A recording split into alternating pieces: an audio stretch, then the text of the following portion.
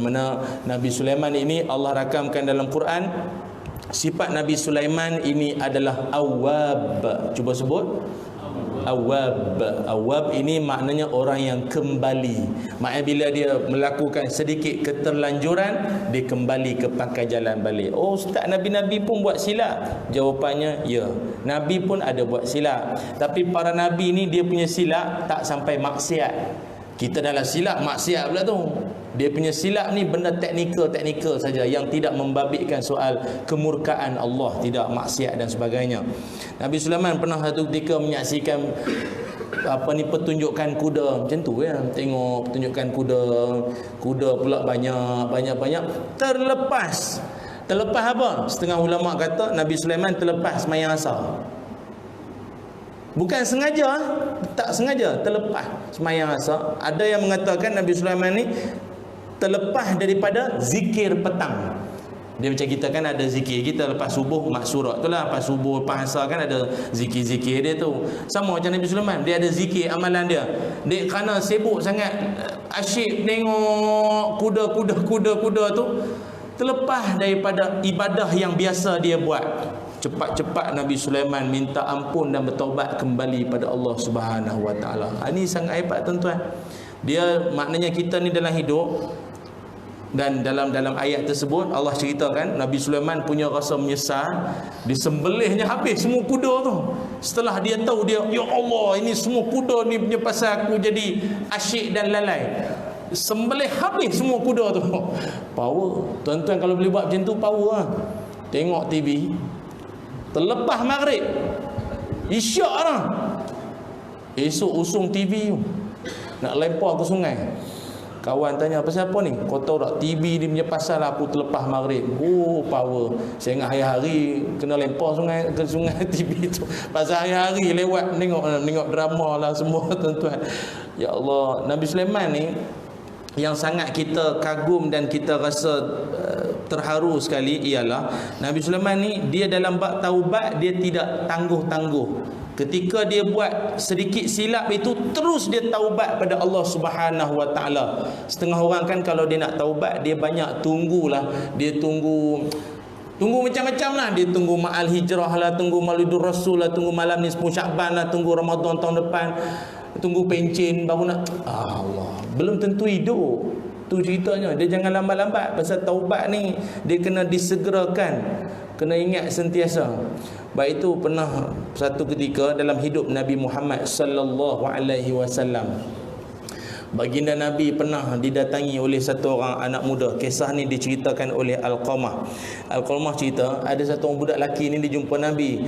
Dia kata, "Ya Rasulullah, inni laqaitu imra'atun fil bustan." Ya Rasul, saya ni satu hari nampak satu orang perempuan, budak perempuan cun dalam satu taman kebun, dalam satu taman. Saya nampak cun lah budak perempuan ni. Saya pun, kita kata apa ya, saya mengorak dia lah, saya kenyit satu mata. Dia reply, dia respon budak tu, ting satu balik. Ini sudah boleh makan budak ni. Saya pun pergi lagi dekat, duduk sebelah dia, dan dia pun okey, tak lari. Dia tak help lari ke apa, minta tolong pejabat agama ke apa, penguatkuasa. Dia okey lah. Ini boleh makan perempuan ni.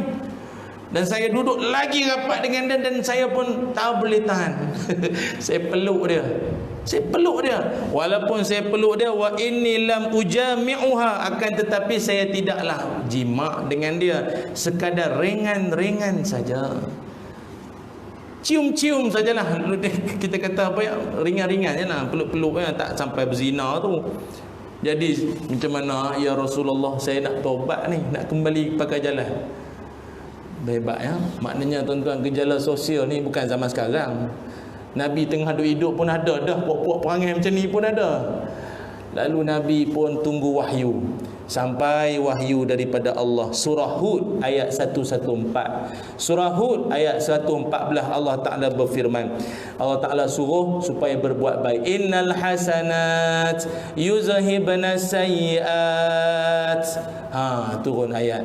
buatlah kebaikan, kerana kebaikan itu akan memadam segala kejahatan dan keburukan.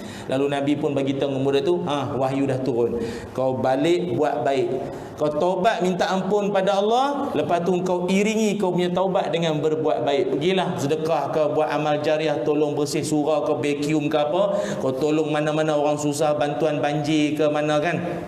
Sekarang kau pergi buat benda baik, setiap amal baik kau itu dapat delete, padam, menghapuskan kejahatan yang lepas-lepas yang kau dah buat.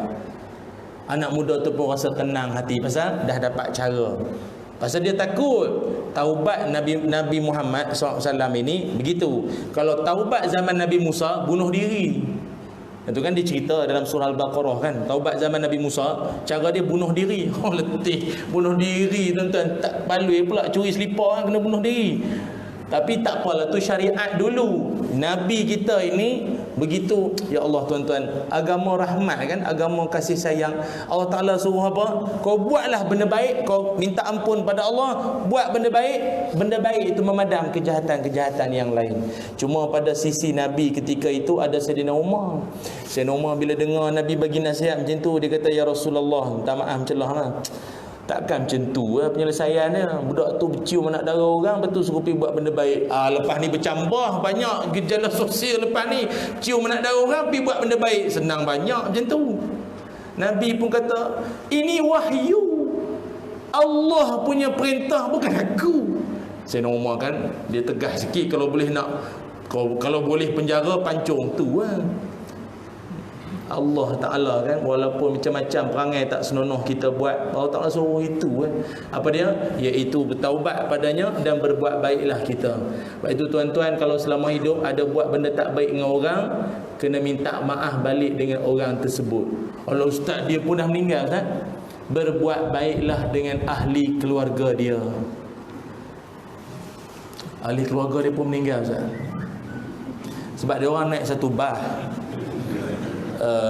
keturunan dia tu yang bawa, yang driver tu atuk dia, tok ki dia, driver terjun gaung kat Genting Highland tu, terjun. Jadi keturunan semua meninggal habis semua. Jadi saya nak minta maaf dengan siapa dah, sudah lenyap daripada muka bumi ni keturunan dia tu. Jadi macam mana Ustaz? Kalau contohlah jadi benda tu, berbuat baik dengan orang lain, niatkan pahala atau niatkan amal itu untuk memadam kesilapan kita pada orang tersebut yang telah pun keturunan dia semua yang dah tak ada tu semua. Manalah tahu, kerana kita ni buat naya umur panjang, buat naya pada ramai orang dah tu, daripada toki dia sampai ke cucu, semua kita buat dosa. Jadi kena minta maaf atau berbuat baik. Sebab tu kena banyakkan taubat pada Allah.